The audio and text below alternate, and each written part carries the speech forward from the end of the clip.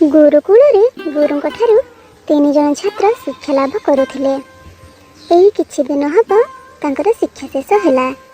ସେମାନଙ୍କର ଗୁରୁ ସେମାନଙ୍କୁ ଅର୍ଥ ଦାବି କଲେ ନାହିଁ, କିନ୍ତୁ ଛାତ୍ରମାନେ ବିଦ୍ୟାଳୟ ଛାଡ଼ିବା ବେଳେ ସାମାନ୍ୟତମ କୃତଜ୍ଞତା ଜଣାଇବେ ବୋଲି ଭାବିଲେ। ସେମାନେ ଗୁରୁଙ୍କୁ ତାଙ୍କର ଅଭିପ୍ରାୟ ଜଣାଇଲେ, ଆଉ ସେମାନଙ୍କ ଠାରୁ କିଛି ଗୁରୁ ଦକ୍ଷିଣା ମାଗିବାକୁ କହିଲେ। ଏହା ଶୁଣି ଗୁରୁ ହସି ହସି କହିଲେ, ଏହାର କିଛି ଆବଶ୍ୟକତା ନାହିଁ। କିନ୍ତୁ 3 ଶିଷ୍ୟ ଜିଦି ଧରି ବସିଲେ ଯେ ସେମାନେ ଗୁରୁ ଦକ୍ଷିଣା ଦେବେ ହିଁ ଦେବେ।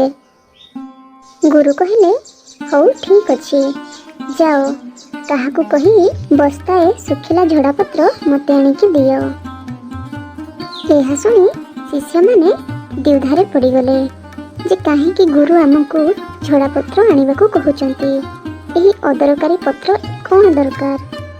ଏହାପରେ ଭାବିଲେ ଗୁରୁ କହୁଛନ୍ତି ମାନେ ଏହାର କିଛି ତ ରହସ୍ୟ ଥିବ ଭାବିକି ରାଜି ହେଲେ, ଆଉ ସେଠୁ ଚାଲିଗଲେ। ପ୍ରଥମେ ସେମାନେ ଜଣେ କୃଷକ ପାଖକୁ ଯାଇ ଗୋଟିଏ ବସ୍ତା ଝଡ଼ାପତ୍ର ମାଗିଲେ। ହେଲେ ସେ କୃଷକ ଜଣକ କହିଲା, ମୁଁ ତୁମକୁ ଝଡ଼ାପତ୍ର ଦେଇପାରିବିନି। ଏହି ଝଡ଼ାପତ୍ର ମୋତେ ସବୁବେଳେ ସାହାଯ୍ୟ କରିଥାଏ। ଏହି ଝଡ଼ାପତ୍ର ଦ୍ୱାରା ମୁଁ ଖାଇବା ପତ୍ର ଥାଳି ତିଆରି କରିଥାଏ ଆଉ ଖାଦ୍ୟ ଗ୍ରହଣ କରିଥାଏ। ସେଥିପାଇଁ ଝଡ଼ାପତ୍ର ମୋ ପାଇଁ ଗୁରୁତ୍ୱପୂର୍ଣ୍ଣ। ଏହାପରେ ଶିଷ୍ୟମାନେ ସେଠୁ ନିରାଶ ହୋଇ ଚାଲିଗଲେ। ଏହାପରେ ସେମାନେ ଜଣେ ବୃଦ୍ଧ ମହିଳା ପାଖକୁ ଗଲେ ଆଉ ବସ୍ତାଏ ଝଡ଼ାପତ୍ର ମାଗିଲେ। ବୃଦ୍ଧା ମହିଳା ଜଣକ ସଫା ସଫା ମନା କରିଦେଲା ଯେ ମୁଁ ଦେଇପାରିବିନି।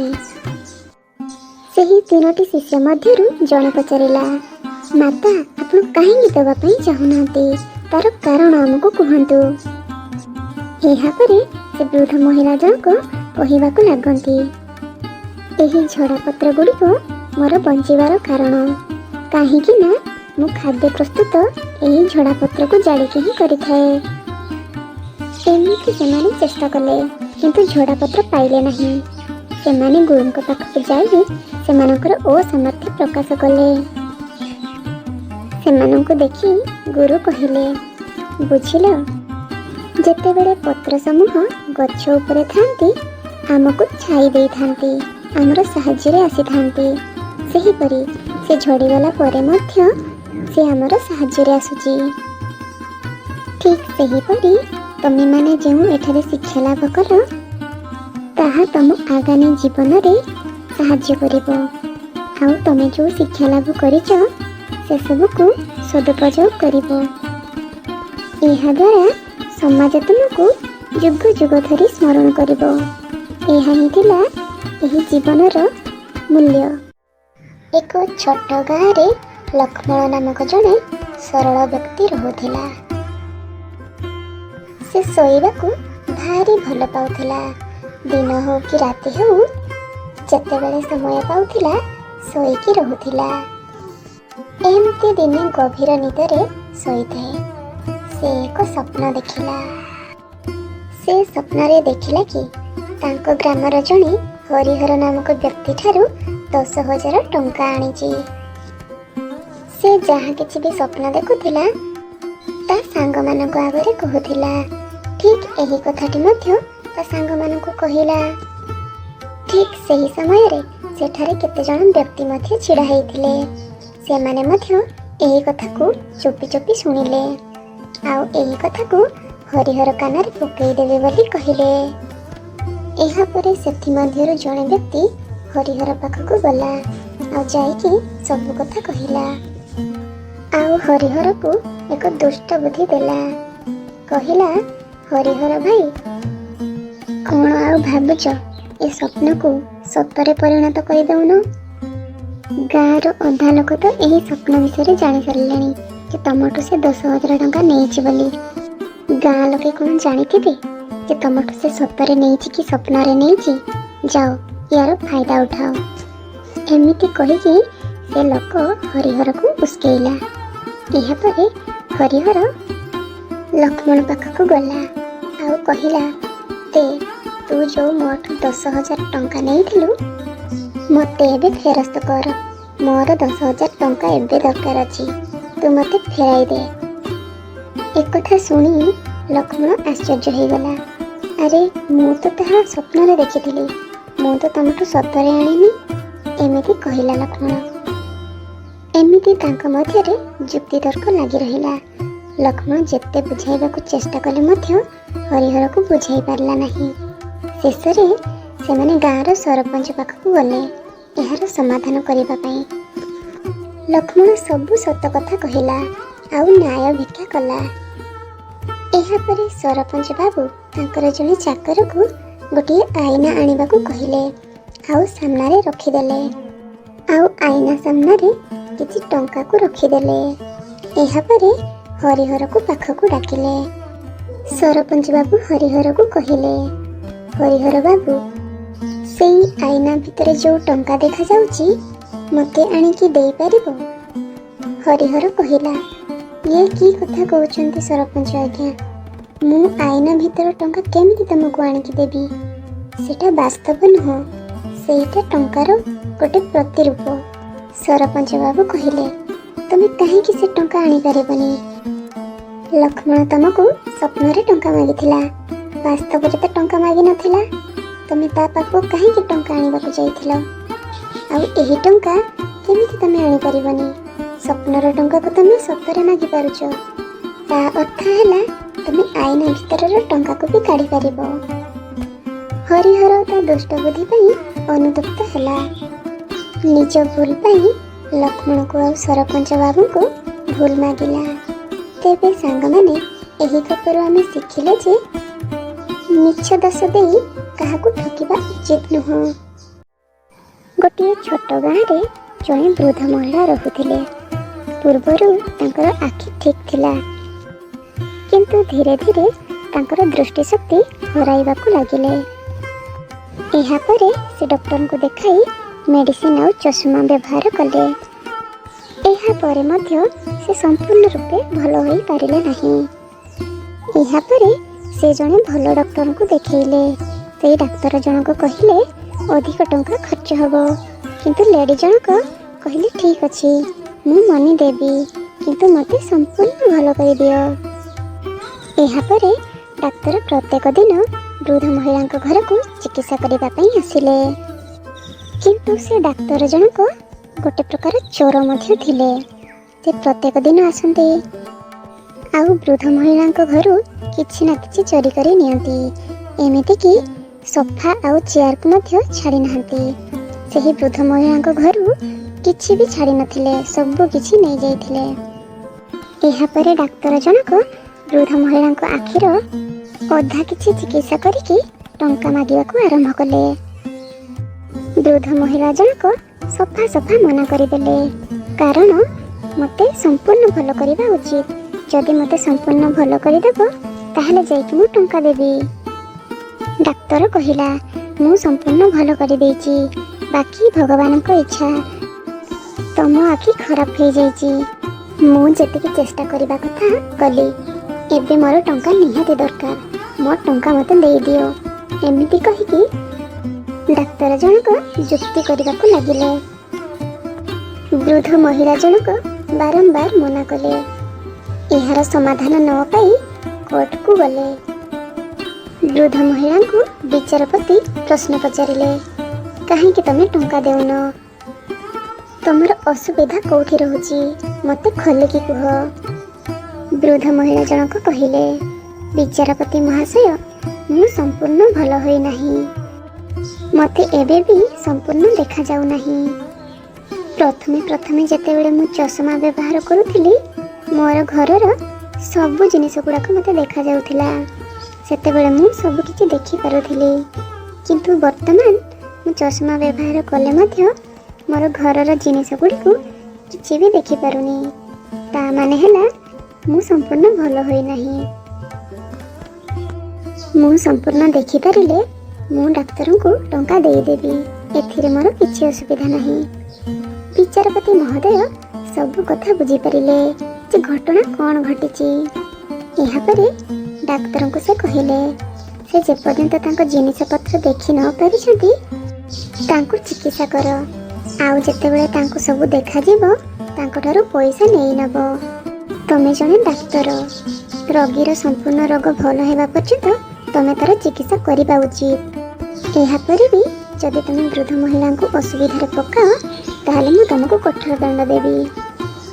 एहा परे डाक्तर जनक खूब डरी जाए।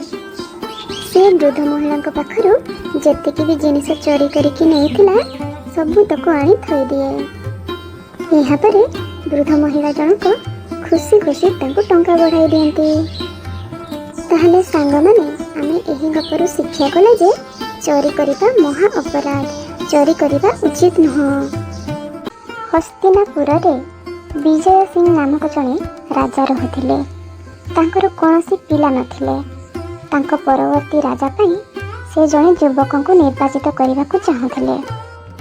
से राज्यवासी को एकत्र करी एक मंडप को डाकिले एवं घोषणा कले जे मु किछि मंजी देबी, जी मोर मंजी रे गछ लगाई पारिबो से राजा हेबो। एहा सुनी राज्यवासी को मन रे बहुत खुशी आसीगला। समस्ते भाविबा को लागिले आमे राजा ही जिबु। सेही राज्य रे दयाकर नामक जने कामिका युवक थिले जे कि गोटे सुंदर बगीचा करिथांती। से मध्य मंजी संग्रह करी लगाउथांती। राजांको घोषणा सुनी राजांको पाखरु से मध्य मंजी आनी लगैले। तांकर विश्वास थिला से निश्चय ए मंजीरु गछ सृष्टि करि परिबे। से सठिक भाबरे लगाइले, पानी देले आउ खत मध्य देले, किंतु मंजी गुड़िकरु गछ जात हेला नहीं। मने मने चिंता कले राजा देइथिबा मंजीरु केमिति गछ जात हेला नहीं। मंजी बोधे अदरकारी हेइथिबो। से जहा हो मो भाग्य रे राजा हेबार लेखा नहीं। मु राजा को मिछ कहि परिबिनी, जोटा सत सेटा जणै देबी। जेतेबेले राजा देइथिबा समय पाखै आसिला से राजांको पाखକୁ गले। दरबार रे जाई देखंती तो समस्तंकर गछ होई जाइछि, किंतु मोर हेइ नाही। राजा को शून्य पात्रटी दे देले। आउ मन दुखरे कहिले, हे राजा एही मंजी गुडी को अंकुरित होई नाही। राजा समस्त को अदरकारी मंजी देइथिले बोली दयाकर को जणैले, किंतु अन्य लोक माने राजा को ठकिकी अन्य एक मंजीरु गछ करिकी नहीं आस्तिले। एथिरु जणा पड़िला दयाकर ही सत्य थिले। एहा परे राजा दयाकर को राजा कले। दयाकर सत्य पथरे जीवा कारणर ही राजा ही पारिले। तेबे सांग माने किछि हासिल करिबा आशारे केबे हेले मिथ्या कहिबा उचित नुह। कथारे अछि मिथ्या अटई महापाप। गोटे घन जंगल मझिरे सुंदर पोखरीटिए थिला। सेथिरे प्रचुर माछ थिले। तेबे कोनोसी पक्षी ए कथा जानि नथिले। थरे गोटे बग आसी एही माछ मानकु देखिला। एहा परे से सेठी रहिबाकू आरंभ कला। दिन गड़िबा सहित से अधिक अधिक माछ खाउथिला। पोखरीर माछ माने एहा देखि चिंतित होई पड़िले। आउ सेमाने सबु बड़ बड़ माछ मानकु नै एक सभा गठन कले। गोटे चतुर माछ एक सुंदर उपाय कहला। सबु माछ एहाकु निष्ठार सह कार्यकारी करिबाकू लागिले। ता परदिन सकाळु सकाळु बग पुणी से पोखरी पाखकु आसिला। एहा देखि माछ माने सतर्क होई गले एवं ताक योजना को कार्यकारी करिबाकू लागिले। चतुर माछटी गोटे पत्थर उपरे बसी कांदिला। से बग को कहिला, गोटे कोला नाग ए पोखरी रे विष छाड़ी देछि। मोर सबु बंधु एथिरे मरि जाइछन्ति। माछ मानक योजना मुताबक केतक माछ पानी उपरे मल्ला परी भासुथांती। एहा देखि बग बहुत डरिगला। आउ मने मने भाबिला, जदि मु माछ मानक खाइबी ताहले मु मरिजिबी। एहा भाबी भाबी से डर रे खूब शीघ्र सेठू पळाई गला। एहा देखि माछ माने हसिबाकू लागंती। आउ से चतुर माछ को शाबाशी दियंती। तो सांग माने ଆପଣ ଦେଖିଲେ ଯେ କିପରି ଚତୁର ମାଛଟି ତା ବୁଦ୍ଧି ବଳରେ, ତା ଚତୁରତା ବଳରେ ମାଛମାନଙ୍କ ଜୀବନକୁ ରକ୍ଷା କରିପାରିଛି। ସମୁଦ୍ର କୂଳ ପାଖରେ ଗୋଟିଏ ମୋଟା କାଉ ଆଉ କେତୋଟି ରାଜହଂସ ବାସ କରୁଥିଲେ। କାଉଟି ହୃଷ୍ଟପୃଷ୍ଟ ଆଉ ମୋଟା ହେବା କାରଣରୁ ବହୁତ ଗର୍ବୀ ହୋଇଯାଇଥିଲା। ସେ ସବୁବେଳେ ହଂସମାନଙ୍କୁ ଦେଖି ପରିହାସ କରୁଥିଲା। ଦିନକର କଥା, ସେ ହଂସମାନଙ୍କ ପାଖକୁ ଯାଇ ଆହ୍ୱାନ କଲା କି ତୁମେମାନେ ମୋ ସହିତ ଉଡ଼ିବା ପ୍ରତିଯୋଗିତା କରିବ। ଏହାପରେ ରାଜହଂସମାନେ କହିଲେ, ଭାଇ, କାହିଁକି ଆମେ ପ୍ରତିଯୋଗିତା କରିବା? ଏଥିରେ ହାର ଜିତ୍ ରହିବ ଆଉ ଖାଲି ଖାଲିଟାରେ ତିକ୍ତତା ସୃଷ୍ଟି ହେବ। କାହିଁକି ଆମର ବନ୍ଧୁତାକୁ ଭାଙ୍ଗିବା? କାଉ କହିଲା, ଆରେ ଏମିତି ତମେ ଡରି ଯାଅନି। ମୁଁ ଜାଣିଛି ତମେମାନେ ମୋତେ ଡରୁଛ, ସେଥିପାଇଁ ପଛଘୁଞ୍ଚା ଦେଉଛ। ଆରେ ଆରେ, ହାରିବାର ଭୟ ଯଦି ଅଛି ମୁହଁରେ କୁହ ନା, ଏମିତି ଡରି ଯାଉଛ କ'ଣ ପାଇଁ? ରାଜହଂସମାନେ କହିଲେ, ସେ କଥା ନୁହଁ ଭାଇ, ଆମେ ଏକାଥରକେ ହଜାର ହଜାର ମାଇଲ ଉଡ଼ିବା ପାଇଁ ଆମର ଶକ୍ତି ଅଛି। ଏତେ ମିଛ କହିବା ଦରକାର ନାହିଁ। ଯଦି ପ୍ରତିଯୋଗିତା ଲଢ଼ିବାର ଅଛି, ଲଢ଼। ଏହାପରେ ହଂସମାନେ ରାଜି ହେଲେ। ପ୍ରତିଯୋଗିତା ଆରମ୍ଭ ହେଲା। ପ୍ରଥମେ ପ୍ରଥମେ କାଉ ଅଧିକ ଜୋରରେ ଦୌଡ଼ିଲା ଆଉ ହଂସମାନେ ବହୁତ ପଛରେ ଥିଲେ। କିନ୍ତୁ ହଠାତ୍ କାଉର ବେଗ କମିଗଲା ଆଉ ହଂସମାନେ ଆଗକୁ ଆଗକୁ ଚାଲିଗଲେ। କାଉ ଧୀରେ ଧୀରେ ଉଡ଼ିବାକୁ ଅସମର୍ଥ ହେଲା ଆଉ ସେମାନେ ସମୁଦ୍ର ଉପର ଦେଇ ଉଡ଼ୁଥିଲେ। ତାର ସମୁଦ୍ର ଭିତରେ ପଡ଼ିଯିବାର ଅଧିକ ଆଶଙ୍କା ଥିଲା। କାଉଟି ଖୁବ୍ କ୍ଳାନ୍ତ ହୋଇଗଲା। ହଂସମାନଙ୍କ ମଧ୍ୟରୁ ଗୋଟାଏ ହଂସ କାଉର ଅବସ୍ଥାକୁ ଦେଖିପାରିଲା ଆଉ ସେ କାଉ ପାଖକୁ ଉଡ଼ି ଉଡ଼ି ଗଲା। କାଉ ପାଖକୁ ଯାଇ କହିଲା, କାଉ ଭାଇ, ମୁଁ କହୁଥିଲି ନା, ଏସବୁ ତମର ଜିଦ୍ଦିର କାରଣ। ଚାଲ, ମୁଁ ତମକୁ ମୋ ପିଠି ଉପରେ ବସେଇ ଘରକୁ ନେଇଯିବି। ଏସବୁ ପ୍ରତିଯୋଗିତା ଏଇଠି ବନ୍ଦ କରିବା, ନହେଲେ ତମେ ଆହୁରି କ୍ଳାନ୍ତ ହୋଇଯିବ। ତମର ଜୀବନ ପ୍ରତି ମଧ୍ୟ ବିପଦ ଅଛି। ଏହାପରେ କାଉ ହଂସକୁ ଦେଖି ଟିକେ ଖୁସି ଅନୁଭବ କଲା। ଏହାପରେ ହଂସଟି କାଉକୁ ତା ଉପରେ ବସାଇକି ଘରକୁ ନେଇ ଆସିଲା। କାଉ ପ୍ରତି ହଂସର ଏପରି ଉଦାର ମନୋଭାବ ଦେଖି କାଉର ମନ ତରଳିଗଲା ଆଉ ସେ ଗର୍ବ ଛାଡ଼ିଦେଲା ଆଉ କହିଲା, ହେ ହଂସ ଭାଇ, ତୁମେ ମୋ ଜୀବନକୁ ରକ୍ଷା କରିଛ। ମୋତେ ବୁଡ଼ିଯିବା ପୂର୍ବରୁ ରକ୍ଷା କରିଛ। ସେଥିପାଇଁ ତୁମକୁ ମୋ ତରଫରୁ ବହୁତ ବହୁତ ଧନ୍ୟବାଦ। ମୁଁ ଗର୍ବ କରି ନିଜ ବୁଦ୍ଧି ଭ୍ରଷ୍ଟ କରିଦେଇଥିଲି। ତମେ ମୋ ଆଖି ଖୋଲି ଦେଇଛ। ଏବେ ଆମେ ସାରା ଜୀବନ ବନ୍ଧୁ ହୋଇ ରହିବା। ଗୋଟିଏ ଜଙ୍ଗଲରେ ବାଘଟିଏ ଥିଲା। ଦିନେ ସେ ହାଡ଼ ଖାଉଥିବା ସମୟରେ ତା ଦାନ୍ତରେ ଗୋଟେ ଛୋଟ ହାଡ଼ ପଶିଗଲା ଆଉ ସେଇଠି ରହିଗଲା। ସେ ଏହାକୁ ବାହାର କରିବାକୁ ବହୁତ ଚେଷ୍ଟା କଲା, କିନ୍ତୁ ପାରିଲା ନାହିଁ। ଏହା ତାକୁ ଖୁବ୍ ଯନ୍ତ୍ରଣା ଦେଲା। କଷ୍ଟ ପାଇ ପାଇ ଗୋଟିଏ ଗଛ ତଳେ ପଶିଗଲା। ଏହି ସବୁ ଘଟଣା ଗୋଟିଏ ପକ୍ଷୀ ଗଛ ଉପରୁ ଦେଖୁଥାଏ।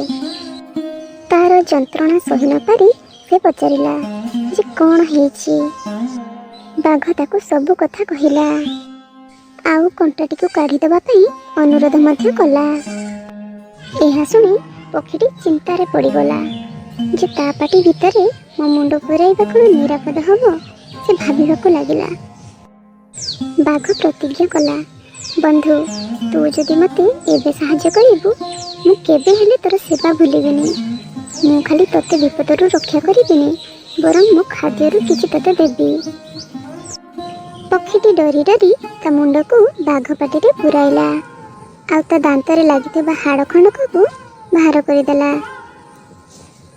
କଣ୍ଟାଟି ବାହାରିବା ପରେ ବାଘ ଖୁବ୍ ଆରାମ ଅନୁଭବ କଲା।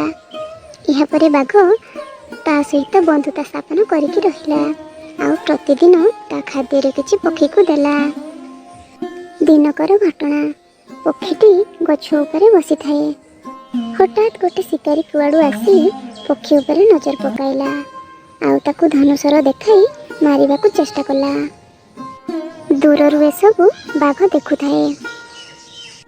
ଶିକାରୀ ଆଡ଼କୁ କୁଦା ମାରି ଭୟଙ୍କର ଚିତ୍କାର କଲା। ତୁ କିଏ? ମୋ ସାଙ୍ଗକୁ ମାରିବା ପାଇଁ ଆସିଛୁ? ତତେ ଆଜି ଛାଡ଼ିବିନି, ତତେ ମାରିଦେବି। ଏମିତି କହି ଶିକାରୀକୁ ଦୌଡ଼େଇବାକୁ ଲାଗିଲା। ଶିକାରୀଟି ବାଘର ଗର୍ଜନ ଶୁଣି ଭୟରେ ଦୌଡ଼ିବାକୁ ଲାଗିଲା। ବାଘର ତା ପ୍ରତି ଏହିପରି ସାହାଯ୍ୟ ପାଇଁ ପକ୍ଷୀଟି ତାକୁ ଧନ୍ୟବାଦ ଜଣାଇଲା। ଆଉ ଦୁହେଁ ପରମ ମିତ୍ର ହୋଇଗଲେ। ତେବେ ସାଙ୍ଗମାନେ, ଆମେ ଏହି ଗପରୁ ଶିକ୍ଷା ଲାଭ କଲେ ଯେ ଯେମିତିକି ବାଘଟି ହିଂସ୍ର ଜନ୍ତୁ ହେଲେ ମଧ୍ୟ ତାର ବନ୍ଧୁତାର ମାନ ରଖିଛି, ସେହିପରି ଆମେ ହେଲେ ମନୁଷ୍ୟ ଜାତି। ଭଗବାନ ଆମକୁ ଶ୍ରେଷ୍ଠ ପ୍ରାଣୀ ରୂପେ ଗଢ଼ିଛନ୍ତି। ସେଥିପାଇଁ ଆମେ ମନୁଷ୍ୟ ଜାତି କିମ୍ବା ଅନ୍ୟ ଜାତି ପ୍ରତି ହିଂସା ଭାବ ନ ରଖି ବନ୍ଧୁ ପରି ଚଳିବା ଉଚିତ, ଆଉ ସମସ୍ତଙ୍କୁ ସାହାଯ୍ୟ କରିବା ଉଚିତ। ସେହି ନିଷ୍ଠୁର ଶିକାରୀ ଯେମିତି ଅନ୍ୟକୁ ନିଜ ଭକ୍ଷଣ ପାଇଁ ଶିକାର କରୁଛି, ଏସବୁ କରିବା ଉଚିତ ନୁହଁ। ପଶୁ ପକ୍ଷୀ କିମ୍ବା ଅନ୍ୟ ଜୀବଜନ୍ତୁଙ୍କୁ ମାରିବା ମହାପାପ ହୋଇଥାଏ। ଏକ ଜଙ୍ଗଲରେ ଗୋଟିଏ ଇଗଲ ପକ୍ଷୀ ରହୁଥିଲା। ସେ ସବୁବେଳେ ଅନ୍ୟ ପକ୍ଷୀ ଆଉ ଛୋଟ ଜୀବମାନଙ୍କ ପାଇଁ ସମସ୍ୟା ହେଉଥିଲା। ସେ ଅନ୍ୟ ପକ୍ଷୀମାନଙ୍କର ବସାରୁ ଅଣ୍ଡା ନେଇ ଫିଙ୍ଗି ଦେଉଥିଲା। ଦିନେ ଗୁଣ୍ଡୁଚି ମୂଷାର ଛୁଆକୁ ଉଠେଇ ନେଲା। ସେ ଛୁଆକୁ ଗୁଣ୍ଡୁଚି ମୂଷାମାନଙ୍କ ଠାରୁ ଲୁଚେଇକି ରଖୁଥିଲା। ଏହିପରି ଭାବରେ ସେ ଛୋଟ ଜୀବମାନଙ୍କୁ ମାନସିକ ଯନ୍ତ୍ରଣା ଦେଉଥିଲା। ସେହି ଦୁଷ୍ଟ ଇଗଲ ପାଇଁ ସେମାନଙ୍କ ଯନ୍ତ୍ରଣା ବଢ଼ି ଚାଲିଥିଲା। ଦିନକର କଥା, ଗୋଟିଏ ଠେକୁଆ ସ୍ୱାମୀ ସ୍ତ୍ରୀ ଯୋଡ଼ି ସେହି ଜଙ୍ଗଲରେ ରହୁଥିଲେ। କିଛି ଦିନ ପରେ ସେମାନଙ୍କର କେତୋଟି ଛୁଆ ଜନ୍ମ ହେଲେ। ସେହି ବିପଦପୂର୍ଣ୍ଣ ଇଗଲ ବିଷୟରେ ସେମାନେ ଶୁଣିଥିଲେ, ସେଥିପାଇଁ ସଚେତନ ମଧ୍ୟ ଥିଲେ। କିନ୍ତୁ ହଠାତ୍ ଦିନେ ଯେକୌଣସି ପ୍ରକାରେ ଇଗଲ ସେ ଛୁଆମାନଙ୍କୁ ପାଇଗଲା। ସେମାନଙ୍କୁ ଲୁଚେଇ ନେଇଗଲା ଆଉ ଗୋଟିଏ ଗୁମ୍ଫାରେ ରଖିଦେଲା। ଠେକୁଆ ଦୁହିଁ କିଛି ସମୟ ପରେ ସେମାନଙ୍କ ବସାକୁ ଆସିଲେ ଓ ତାଙ୍କ ଛୁଆଙ୍କୁ ସବୁଆଡ଼େ ଖୋଜିଲେ, କିନ୍ତୁ ସେମାନେ ପାଇଲେ ନାହିଁ। ଯାହା ହେଉ, ଗୋଟିଏ ଗୁଣ୍ଡୁଚି ମୂଷା ଇଗଲ ଛୁଆଙ୍କୁ ନେଇଗଲା ବେଳେ ଦେଖିଥିଲା। ଗୁଣ୍ଡୁଚି ମୂଷାଟି ଯାହା ଦେଖିଥିଲା କହିଲା। ଏହାପରେ ଠେକୁଆ ଯୋଡ଼ି ଇଗଲକୁ ଖୋଜିବାକୁ ବାହାରିଗଲେ। ଇଗଲ ପକ୍ଷୀକୁ ପାଇଗଲେ ଏବଂ ତାଙ୍କ ଛୁଆଙ୍କୁ ଫେରାଇ ଦେବାକୁ ଅନୁରୋଧ କଲେ। କିନ୍ତୁ ଇଗଲ ପକ୍ଷୀଟି ଆଦୌ ମାନିଲା ନାହିଁ। ସେ ସିଧା କହିଲା, ତୁମ ଛୁଆଙ୍କ ବିଷୟରେ ମୁଁ କିଛି ଜାଣିନାହିଁ, ଏମିତିକି ସେମାନଙ୍କୁ ମୁଁ ଦେଖି ନାହିଁ। ଏହା ଶୁଣି ଠେକୁଆ ଯୋଡ଼ି ଇଗଲ ଉପରେ ରାଗିଗଲେ। ସେମାନେ ସ୍ଥିର କଲେ ଯେ ତାକୁ ଏମିତି ଏକ ଶିକ୍ଷା ଦେବେ ଯାହା ସେ ଜୀବନରେ ଭୁଲି ପାରିବ ନାହିଁ। ଏହାପରେ ଇଗଲ ଯେଉଁ ଗଛ ଉପରେ ତା ପିଲା ସହ ରହୁଥିଲା, ସେହି ଗଛ ତଳେ କିଛି ଶୁଖିଲା ପତ୍ର ଏକାଠି କଲେ ଆଉ ଖୁବ୍ ଉଚ୍ଚରେ ଗଦା କରିଦେଲେ। ଇଗଲ ଚଢ଼ି ସେହି ଗଛ ଉପରେ ତାର ଛୁଆମାନଙ୍କୁ ରଖି ସେ ବାହାରକୁ ଚାଲି ଯାଇଥିଲା। ତାପରେ ସେମାନେ ସେହି ଗଦାରେ ନିଆଁ ଲଗାଇ ଦେଲେ। କେତୋଟି ମୁହୂର୍ତ୍ତରେ ନିଆଁ ଖୁବ୍ ଉଚ୍ଚକୁ ଚଢ଼ିଲା। ଇଗଲ ଛୁଆଙ୍କ ପାଖକୁ ଉତ୍ତାପ ପହଞ୍ଚିଲା। ଉତ୍ତାପ ସହ୍ୟ ନ କରିପାରି ଛୁଆମାନେ ଯନ୍ତ୍ରଣାରେ କାନ୍ଦିଲେ। ଏହା ଶୁଣି ଇଗଲ ଚଢ଼େଇ ବ୍ୟସ୍ତ ବିବ୍ରତ ହୋଇ ବସାକୁ ଆସିଲା ଆଉ ଦେଖେ ତ ଠେକୁଆ ଯୋଡ଼ି ବସା ତଳେ ନିଆଁ ଲଗାଇ ଦେଇଛନ୍ତି। ଏହା ଦେଖି ଇଗଲ ଚଢ଼େଇ ଠେକୁଆ ଯୋଡ଼ିଙ୍କୁ ବିନୀତ ଭାବେ କହିଲା ଯେ ନିଆଁ ଲିଭାଇ ଦିଅ, ମୋ ଛୁଆମାନେ ମରିଯିବେ। ମୁଁ ତମ ଛୁଆଙ୍କୁ ଏକ ଗୁମ୍ଫାରେ ସୁରକ୍ଷିତ ଭାବରେ ରଖିଛି, ଦୟାକରି ଏବେ ମୋ ପିଲାଙ୍କୁ ଛାଡ଼ିଦିଅ। ଏହାପରେ ଠେକୁଆ ଯୋଡ଼ି ଠେକୁଆ ଛୁଆଙ୍କୁ ଗୁମ୍ଫାରୁ କାଢ଼ି ଆଣନ୍ତି ଆଉ ନିଆଁକୁ ଲିଭେଇ ଦିଅନ୍ତି। ଠେକୁଆ ଯୋଡ଼ି କହିଲେ, ବର୍ତ୍ତମାନ ତୁମେ ବୁଝିଲ ତ ପିଲାମାନେ ବିପଦରେ ପଡ଼ିଲେ କିପରି ଅନୁଭବ ହୋଇଥାଏ। ଆମ ଛୁଆଙ୍କୁ ଲୁଚାଇ ତୁମେ ଆମକୁ ଖୁବ୍ ଯନ୍ତ୍ରଣା ଦେଇଛ। ଏହାପରେ ଇଗଲ ପକ୍ଷୀ ନିଜର ଭୁଲ ବୁଝିପାରେ ଆଉ ତାଙ୍କୁ କ୍ଷମା ମାଗେ। ତେବେ ସାଙ୍ଗମାନେ, ଆମେ ଏହି ଗପରୁ ଶିକ୍ଷା ପାଇଲେ ଯେ କେବେ କାହାର ଅନିଷ୍ଟ ଚିନ୍ତା କରିବା ଉଚିତ ନୁହେଁ। ସମସ୍ତଙ୍କ ସହିତ ବନ୍ଧୁ ହୋଇ ଚଳିବା ଉଚିତ।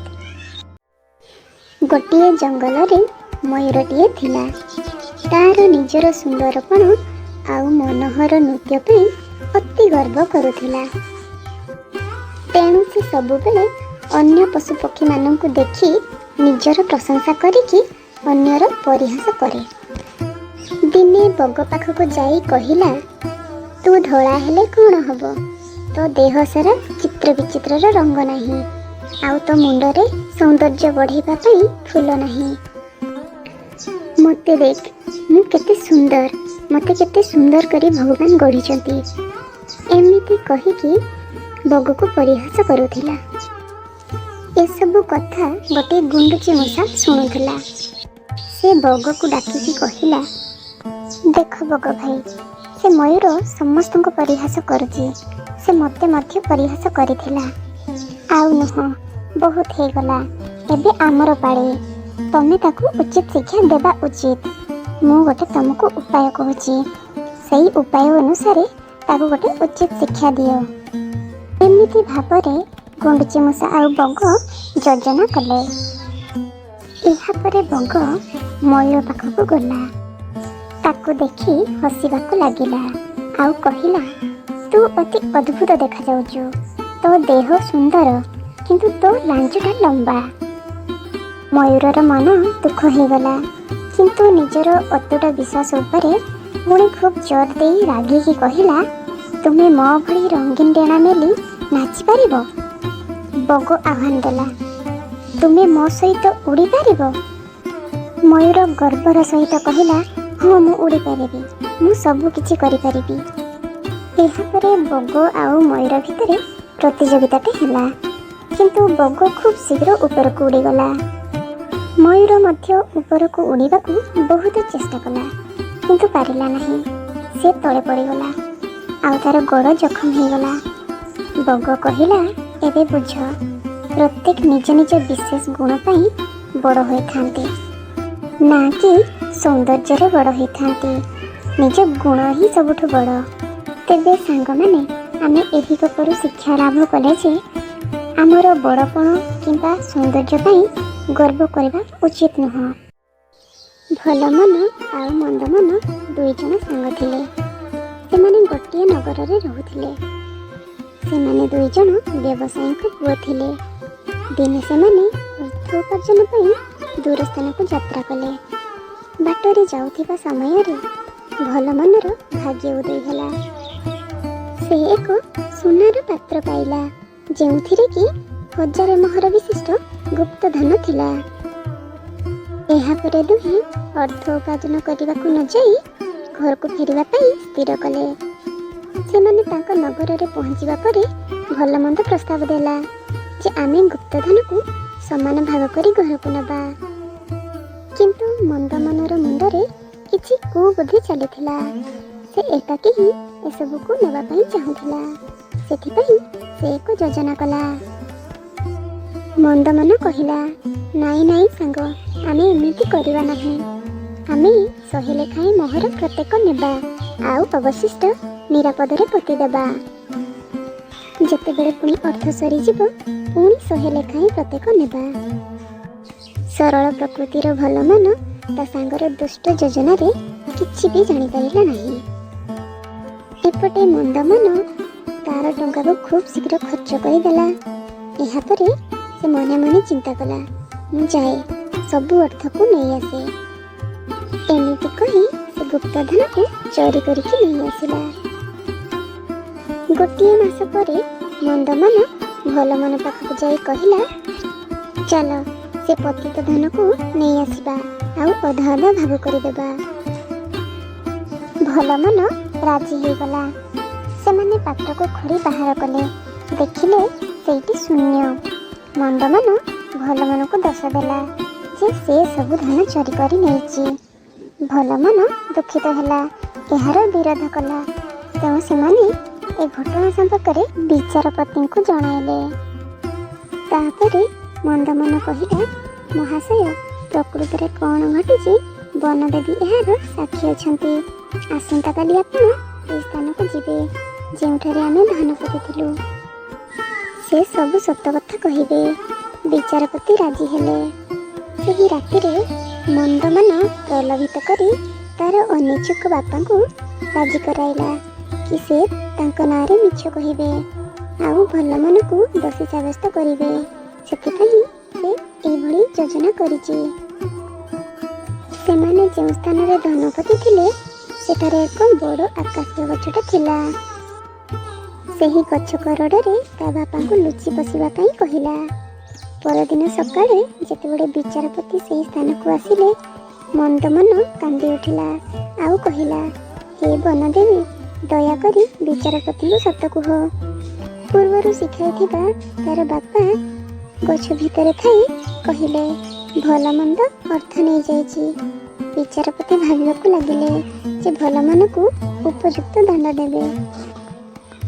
ଏହା ଶୁଣି ଭଲ ମନ୍ଦ ଆଶ୍ଚର୍ଯ୍ୟ ହେଲା ଯେ ଗଛଟି କିପରି କଥା କହିପାରିବ। ନିଶ୍ଚୟ କିଛି ତ ଷଡ଼ଯନ୍ତ୍ର ଅଛି। ସେଥିପାଇଁ ନିର୍ଦ୍ଦୋଷ ଭଲ ମନ୍ଦ ଏକ ଉପାୟ ବାହାର କଲା। ସେ କିଛି ଶୁଖିଲା ଗଛର ଡାଳ ଆଉ ପତ୍ରକୁ ସେହି କରଡ଼ରେ ପୂରାଇ ଦେଲା ଆଉ ସେଥିରେ ନିଆଁ ଲଗାଇ ଦେଲା। କିଛି କ୍ଷଣ ପରେ ମନ୍ଦମନର ବାପା କରଡ଼ ଭିତରୁ ବାହାରି ଆସିଲେ। ତାଙ୍କ ଦେହରେ ସବୁ ଅଂଶ ଜଳି ଯାଇଥିଲା। ଯନ୍ତ୍ରଣାରେ ସେ କାନ୍ଦି ପକାଇଲେ ଏବଂ ବିଚାରପତିଙ୍କୁ କହିଲେ କି ପ୍ରକୃତରେ ମୋ ପୁଅ ହିଁ ଏସବୁ କରିଛି। ଏହାପରେ ବିଚାରପତି ମନ୍ଦମନକୁ ଉଚିତ ଦଣ୍ଡରେ ଦଣ୍ଡିତ କଲେ ଆଉ ଉଚିତ ଧନ ଭଲ ମନକୁ ଦେଲେ। ତେବେ ସାଙ୍ଗମାନେ, ଆମେ ଏହି ଗପରୁ ଶିକ୍ଷା ଲାଭ କଲେ ଯେ ଅତି ଲୋଭ କରିବା ସବୁବେଳେ ବିପଦରେ ପକାଇଥାଏ। ଥରେ ଗୋଟାଏ ଦୁଷ୍ଟ ମାଙ୍କଡ଼ ରହୁଥିଲା। ପ୍ରତିଦିନ କେଉଟମାନେ ଗପସପ ହୋଇ ଜାଲ ପକାଇ ନଦୀରୁ ମାଛ ଧରୁଥିଲେ। ଏହା ସେ ଦେଖୁଥିଲା। କେଉଟମାନେ ମାଛ ବିକ୍ରି କରି ନିଜର ପୋଷାକ ପତ୍ର କିଣିବେ ବୋଲି କହୁଥିଲେ। ଦୁଷ୍ଟ ମାଙ୍କଡ଼ଟି ଗଛ ଉପରୁ ଥାଇ ସବୁ କଥା ଶୁଣୁଥିଲା। ଗୋଟାଏ ଦିନ କେଉଟମାନେ ନଦୀରୁ କିଛି ସମୟ ମାଛ ଧରିଲେ। ତାପରେ ସେମାନେ ଖାଇବାକୁ ଚାଲିଗଲେ ଓ ଜାଲଟିକୁ ସେଇଠି ହିଁ ରଖିଦେଲେ। ଏହା ଦେଖି ମାଙ୍କଡ଼ ଏକ ଦୁଷ୍ଟ ବୁଦ୍ଧି ବାହାର କଲା। ମାଙ୍କଡ଼ ଭାବିବାକୁ ଲାଗିଲା ଯେ ମୁଁ ବି ଜାଲରେ ମାଛ ଧରିବି ଆଉ ପୋଷାକ କିଣି ପିନ୍ଧିବି। ଏହାପରେ କେଉଟମାନଙ୍କ ପରି ନଦୀରେ ଜାଲ ପକାଇବାକୁ ଚେଷ୍ଟା କଲା, କିନ୍ତୁ ପାରିଲା ନାହିଁ। ସେ ବାରମ୍ବାର ଚେଷ୍ଟା କଲା। ସେ ମାଛ ତ ଧରି ପାରିଲାନି, କିନ୍ତୁ ହଠାତ୍ ନିଜେ ଜାଲରେ ପଡ଼ିଗଲା। ଜାଲରୁ ବାହାରିବାକୁ ଅସମର୍ଥ ହୋଇ କାନ୍ଦିବାକୁ ଲାଗିଲା। ଜାଲ ମଧ୍ୟ ନଷ୍ଟ ହୋଇଯାଇଥାଏ। ବାସ୍ ଏପରି ଖାଇସାରି କେଉଟମାନେ ଫେରିଲେ। ଜାଲ ନଷ୍ଟ ହୋଇଯାଇଥିବା କାରଣରୁ ମାଙ୍କଡ଼କୁ ଗାଳି ଦେଲେ। ମାଙ୍କଡ଼ କାନ୍ଦି କାନ୍ଦି ମିଛ କହିଲା ଯେ ମୁଁ ତମମାନଙ୍କ ପାଇଁ ହିଁ ମାଛ ଧରୁଥିଲି ଆଉ ନିଜେ ଜାଲରେ ପଡ଼ିଗଲି। ଏହା ଶୁଣି କେଉଟମାନଙ୍କ ମନରେ ଦୟା ଭାବ ଆସିଲା ଆଉ ସେମାନେ ମାଙ୍କଡ଼କୁ ମୁକ୍ତ କରିଦେଲେ। ତେବେ ସାଙ୍ଗମାନେ, ଆମେ ମାଙ୍କଡ଼ ପରି ନ ହୋଇ ବୁଦ୍ଧିମାନର ସହିତ କାର୍ଯ୍ୟ କରିବା ଉଚିତ। ଯେଉଁ କାର୍ଯ୍ୟ ଆମ ପାଇଁ ବିପଦପୂର୍ଣ୍ଣ ସେହି କାର୍ଯ୍ୟକୁ କରିବା ନାହିଁ। ଗୋଟିଏ ସୁନ୍ଦର ଜଙ୍ଗଲରେ କେତେକ ପକ୍ଷୀ ବାସ କରୁଥିଲେ। ସେଠାରେ ଅଧିକ ଗଛଲତା ଆଉ ଗୋଟିଏ ପୋଖରୀ ଥିଲା। ସେହି ପୋଖରୀ ପାଖ ଗଛ ଉପରେ ସେମାନେ ବସା ତିଆରି ରହିଥିଲେ। ଗୋଟିଏ ସାପ ସେହି ପୋଖରୀ ପାଖ ଏକ ବେଣୁଆରେ ବସା କରିଥିଲା। ସାପଟି ପକ୍ଷୀମାନଙ୍କର ବସା ଭାଙ୍ଗି ଦେଉଥିଲା ଆଉ ପକ୍ଷୀମାନଙ୍କୁ ବହୁତ ହଇରାଣ କରୁଥିଲା। ଏହି ଶତ୍ରୁକୁ ବୁଦ୍ଧି ଶିଖାଇବା ପାଇଁ ସେମାନେ ଏକ ଯୋଜନା ବାହାର କଲେ। ସେମାନଙ୍କ ଭିତରେ ଗୋଟିଏ ଚତୁର ଚଢ଼େଇ ଥିଲା। ଗଭୀର ଚିନ୍ତା କରି ସେ ଏକ ଉପାୟ ବାହାର କଲା। ସେ ସିଧା ଯାଇ ସାପ ରହୁଥିବା ସ୍ଥାନରେ ପହଞ୍ଚିଲା ଆଉ ବାହାରକୁ ଆସିବାକୁ ସାପକୁ କହିଲା। ସାପ ବାହାରକୁ ଆସି ଦେଖିଲା ତ ଗୋଟିଏ ଛୋଟ ପକ୍ଷୀ ତା ନାଁ ଧରି ଡାକୁଛି। ସେ ଆଶ୍ଚର୍ଯ୍ୟ ହୋଇଗଲା। ମନେ ମନେ ସାପ ଭାବିବାକୁ ଲାଗିଲା ଯେ ଏ ପକ୍ଷୀର ତ ଏତେ ସାହସ, ମୁଁ ତାଙ୍କୁ ଏତେ ହଇରାଣ କଲା ପରେ ମଧ୍ୟ ମୋତେ ସେ ଭୟ କରୁନାହିଁ। ଏତିକି ବେଳେ ପକ୍ଷୀ କହିବାକୁ ଆରମ୍ଭ କରେ, ତୁମେ ତ ଶକ୍ତିମାନ, ତୁମକୁ ସମସ୍ତେ ଡରନ୍ତି। ଏହି ଜଙ୍ଗଲ ସାରା ତୁମକୁ ସମସ୍ତେ ମାନନ୍ତି। ଯଦି ତୁମର ସତ୍ସାହସ ଅଛି ତେବେ ମୁଁ ତୁମକୁ ଆହ୍ୱାନ କରୁଛି ଯେ ମୋତେ ଧର। ଯଦି ତୁମେ ମୋତେ ଧରିପାରିବ ତାହେଲେ ମୁଁ ଆଉ ମୋ ପରିବାର ତମର ଭୋଜନ ହବ। ଏହା ଶୁଣି ସାପ ବହୁତ ଖୁସି ହୋଇଗଲା ଆଉ କିଛି ନ ବୁଝି ନ ସୁଝି ଚଢ଼େଇ ଉପରକୁ ଡେଇଁ ପଡ଼ିଲା।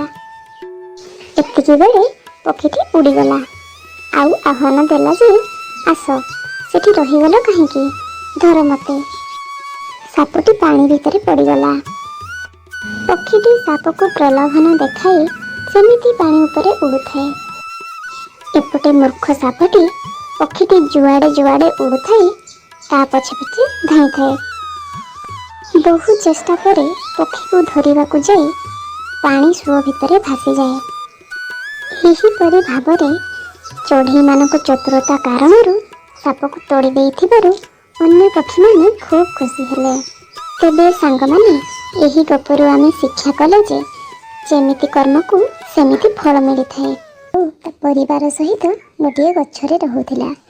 ମା କାଉ ଖାଦ୍ୟ ଆଣିବାକୁ ଯିବା ବେଳେ ଛୁଆମାନଙ୍କୁ କୁହେ, କେବେ ହେଲେ ଆମ ବସାରୁ ବାହାରକୁ ଆସିବ ନାହିଁ। ବଡ଼ ବିରାଡ଼ିଟିଏ ଏହି ଗଛ ମୂଳରେ ବସିଛି, ତୁମକୁ ଖାଇଦେଇ ପାରିବ। ଛୁଆମାନେ ମାଆକୁ ହଁ କହି ବସାରେ ବସିଥାନ୍ତି। ଦିନେ ମା ବାହାରକୁ ଚାଲିଗଲା। ଏହାପରେ ଛୋଟ କାଉ ସାନ ଭାଇକୁ କହିଲା ଯେ ଉଡ଼ିବା ପ୍ରତିଯୋଗିତାଟେ କରିବା। ପ୍ରତିଯୋଗିତା ଥିଲା ତଳକୁ ତଳକୁ ଉଡ଼ିବା ଆଉ ଶୀଘ୍ର ଉପରକୁ ଉଠିବା। ସାନ କାଉଟି ତଳୁ ଉପରକୁ ହେଉଥିବା ସମୟରେ ବିରାଡ଼ି ତାକୁ ଧରିନେଲା। ସାନ କାଉ କହିଲା, ବିରାଡ଼ି କକା, ମୋ ବଡ଼ ଭାଇର ମୋ ଠାରୁ ବେଶୀ ମାଂସ ଅଛି।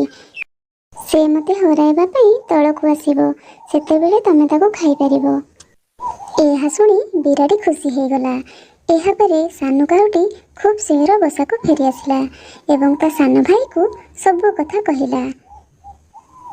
ଏହା ଶୁଣି ତା ଭାଇ କହିଲା, ତୁ ଠିକ୍ କରିଛୁ, ବିରାଡ଼ି ଆମକୁ ଅପେକ୍ଷା କରିଛି। ଏ ପ୍ରତିଯୋଗିତା ଆମେ ବନ୍ଦ କରିବା। ତଳକୁ ଉଡ଼ି ଆଉ ଯିବୁନି। ଆମ ମା ଆମ ଭଲ ପାଇଁ ଯାହା କହିଛି ସେସବୁ ମାନିବା ଅଧିକତର ଭଲ।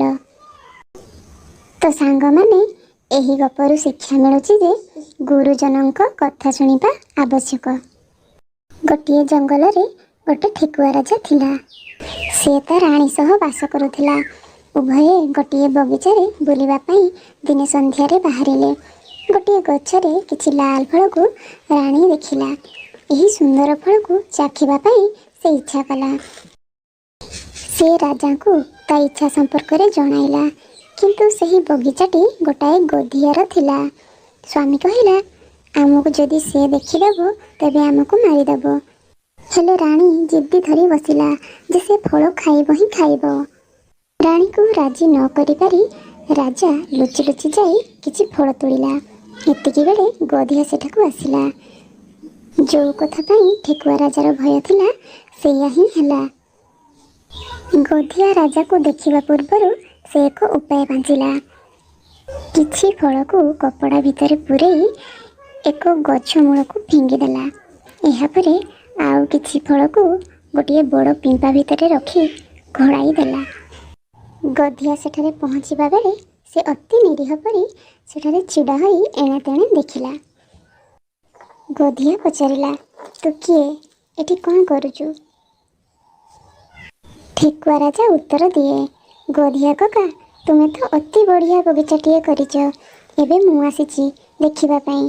ଭାବୁଛି ମୁଁ ମଧ୍ୟ ଏମିତି ଗୋଟେ ବଗିଚା ତିଆରିବି। ଗୋଧିଆ କହିଲା, ଠିକ୍ ଅଛି, ହେଲେ କୌଣସି ଫଳ ଯେମିତି ନ ତୋଳୁ। ଠିକ୍ ଏତିକି ସମୟରେ ରାଜା ପାଞ୍ଚିଥିବା ଉପାୟକୁ କାର୍ଯ୍ୟରେ ଲଗାଇଲା। ସେ କହିଲା, ଗୋଟିଏ ଠେକୁଆ ସେହି ପିମ୍ପା ଭିତରେ ଲୁଚିଛି, ଆଉ କିଛି ଫଳ ତୋଳିକି ରଖିଛି। ଏହି ସମୟରେ ଗୋଧିଆ ରାଗିଯାଇ କହିଲା, ଠିକ୍ ଅଛି, ମୁଁ ତାକୁ ଦେଖିଦେବି। ଗୋଧିଆ ଏମିତି କହି ଘୋଡ଼ଣିକୁ କାଢ଼ି ଦେଇ ତା ଭିତରକୁ ଡେଇଁ ପଡ଼ିଲା। ଆଉ ଦେଖେ ତ ସେଥିରେ କିଛି ନାହିଁ। ଏପଟେ ରାଜା ଘୋଡ଼ଣିଟିକୁ ଭଲ ଭାବରେ ଘୋଡ଼େଇ ଦେଲା। ଶ୍ୱାସକ୍ରିୟା ବନ୍ଦ ହେବା ଯୋଗୁଁ ଗୋଧିଆ ତା ଭିତରେ ମରିଗଲା। ଏପଟେ ଠେକୁଆ ଗଛ ମୂଳକୁ ଫୋପାଡ଼ିଥିବା କୋଳିକୁ ଧରି ତା ସ୍ତ୍ରୀ ପାଖକୁ ଗଲା ଏବଂ ଗୋଧିଆ ମରିଯିବା କାରଣରୁ ସେହି ବଗିଚାରେ ପ୍ରତ୍ୟେକ ଦିନ ଫଳ ଖାଇ ସେହି ବଗିଚାରେ ରହିଲେ। ପକ୍ଷୀଶିଆଳିଟିଏ ସେହି ମୋଟା କୁକୁଡ଼ାକୁ ଦେଖିଲା। ସେ ସ୍ଥିର କଲା ଯେ କୌଣସି ନା କୌଣସି ପ୍ରକାରେ କୁକୁଡ଼ାକୁ ଖାଇବ। କୁକୁରଟି କୁକୁଡ଼ା ପାଖକୁ ଯାଇ କହିଲା, ହେ ପ୍ରିୟ ସାଙ୍ଗ, ତୁମେ ଭାରି ସୁନ୍ଦରୀ। ତୁମ କଣ୍ଠସ୍ୱର ଖୁବ୍ ଭଲ। ଦୟାକରି ମୋ ପାଇଁ ଗୋଟିଏ ଗୀତ ଗାଇବ। ତାର ଅତିରଞ୍ଜିତ କଥାରେ କୁକୁଡ଼ାଟି ଖୁବ୍ ଖୁସି ହେଇଗଲା। ତା ଆଖି ବୁଜିଦେଲା ଓ କଣ୍ଠସ୍ୱରକୁ ପରିଷ୍କାର କରି ତା ନିଜ ସ୍ୱରରେ ଗୀତ ଗାଇଲା। ଏହି ସମୟରେ କୋକି ତା ବେକକୁ କାମୁଡ଼ି ଜଙ୍ଗଲକୁ ଧାଇଁଲା। କୁକୁଡ଼ାଟି ବିପଦରେ ପଡ଼ି ବହୁତ ଦୁଃଖିତ ହେଇଗଲା। ସେ ଅନୁତାପ କଲା ଯେ ଏହି ଅନାବଶ୍ୟକ ନିମନ୍ତ୍ରଣ ମୋର ମୃତ୍ୟୁର କାରଣ। କୋକିର କପଟପୂର୍ଣ୍ଣ କଥା ଶୁଣିବା ଠିକ୍ ନଥିଲା। ଠିକ୍ ଏହି ସମୟରେ ଦଳେ ଶିକାରୀ କୁକୁର ଏହି ବାଟ ଦେଇ ଯାଉଥିଲେ। ସେ କୋକି ଶିଆଳିକୁ ଦେଖିଲେ। ବର୍ତ୍ତମାନ ସେମାନେ କୋକି ଶିଆଳି ପଛରେ ଗୋଡ଼େଇଲେ, କାରଣ ଉଭୟଙ୍କୁ ଧରିବାକୁ ସେମାନେ ଚାହୁଁଥିଲେ।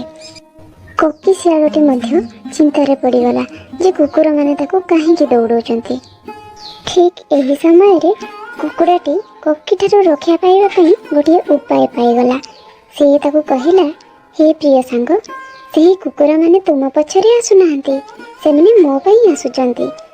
ତେଣୁ ତୁମ ପାଟି ଖୋଲି ସେମାନଙ୍କୁ କହିଦିଅ ଯେ ତୁମେ ପ୍ରଥମେ ମୋତେ ଧରିଛ, ଆଉ କେବଳ ତମେ ହିଁ ମୋତେ ଖାଇବ।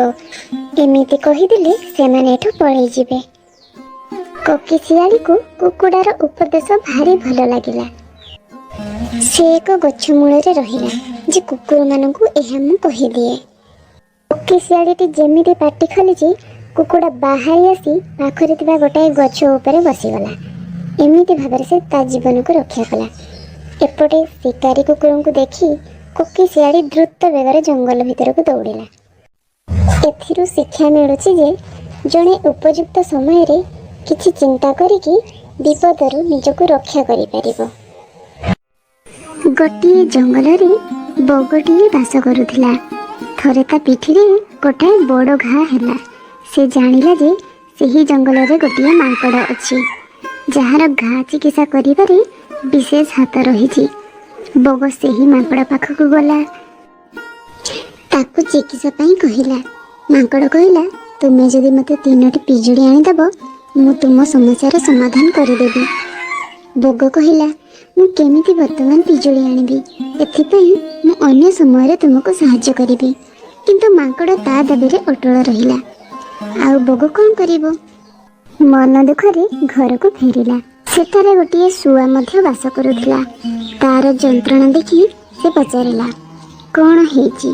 ବଗ ସବୁ କଥା ବର୍ଣ୍ଣନା କଲା। ଏସବୁ ଶୁଣି ଶୁଆ 3ଟି ପିଜୁଳି ଆଣି ବଗକୁ ଦେଲା। ବଗ ପିଜୁଳି ଫଳ 3ଟି ମାଙ୍କଡ଼କୁ ଦେଲା ଆଉ ଚିକିତ୍ସା ପାଇଲା। କିଛି ଦିନ ପରେ ଘା ସମ୍ପୂର୍ଣ୍ଣ ଭଲ ହେଇଗଲା। ସେବେଠାରୁ ସେ ବିନା ଯନ୍ତ୍ରଣାରେ ଖୁସିରେ ରହିଲା। ଦିନକର ଘଟଣା। ଜଙ୍ଗଲ ଭିତରେ ଯିବାବେଳେ ମାଙ୍କଡ଼ ପାଦରେ ଗୋଟିଏ କଣ୍ଟା ପଶିଗଲା। ଏଇଟା ତାକୁ ଖୁବ୍ ଯନ୍ତ୍ରଣା ଦେଲା। ପାଦରେ କଣ୍ଟା ଫୁଟିବାରୁ ସେ ଚାଲିବାକୁ ଅସମର୍ଥ ହେଲା। ବଗ ହିଁ କେବଳ ଏହି କଣ୍ଟା ବାହାର କରିବାକୁ ଯୋଗ୍ୟ ଥିଲା। ତେଣୁ ମାଙ୍କଡ଼ ତା ପାଖକୁ ଛଟେଇ ଛଟେଇ ଗଲା। କଣ୍ଟାଟିକୁ ବାହାର କରିଦେବା ପାଇଁ ସେ ଅନୁରୋଧ କଲା। ବଗ ତାକୁ କହିଲା, ତମର ମନେ ଅଛି, ମୁଁ ଯେତେବେଳେ ତୁମ ପାଖକୁ ଆସିଥିଲି, ତୁମେ ମୋତେ 3ଟି ପିଜୁଳି ଆଣିବାକୁ ଦାବି କରିଥିଲ। ବର୍ତ୍ତମାନ ତୁମେ ସମସ୍ୟାରେ ପଡ଼ିଲ, ଆଉ ମୁଁ ଯଦି ମୋ ମନ ଇଚ୍ଛା କିଛି ଦାବି କରିବି, ତମେ ଆଣିପାରିବ? ମୁଁ ଏହା କରିବିନି, କାରଣ ଏହା ଠିକ୍ କଥା ନୁହେଁ। ଆମେ ଜଙ୍ଗଲରେ ବାସ କରୁଛୁ, ଆମେ ପରସ୍ପରର ସହଯୋଗରେ ଚଳିବା। ମାଙ୍କଡ଼ ନିଜର ଖରାପ ବ୍ୟବହାର ପାଇଁ ଅନୁତାପ କଲା।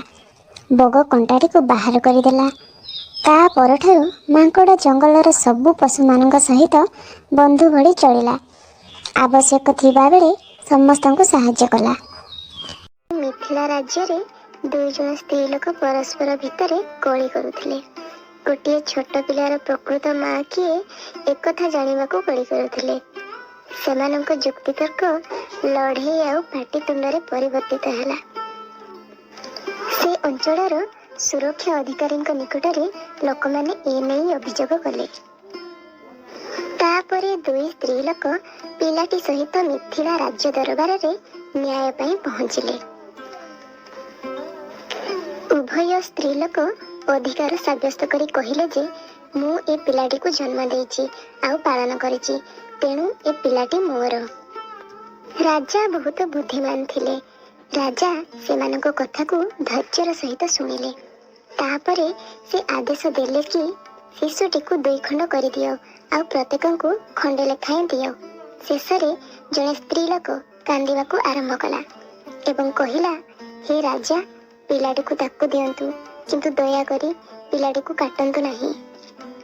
ଏତିକି ଶୁଣି ରାଜା ଶେଷ ନିଷ୍ପତ୍ତିରେ ପହଞ୍ଚି ଯାଆନ୍ତି। ରାଜା ଲକ୍ଷ୍ୟ କଲେ ଅନ୍ୟ ସ୍ତ୍ରୀ ଲୋକ ଜଣକ ନୀରବ ରହିଛି। ରାଜା ବୁଝିପାରିଲେ ଯେ ପିଲାଟିର ପ୍ରକୃତ ମା କିଏ।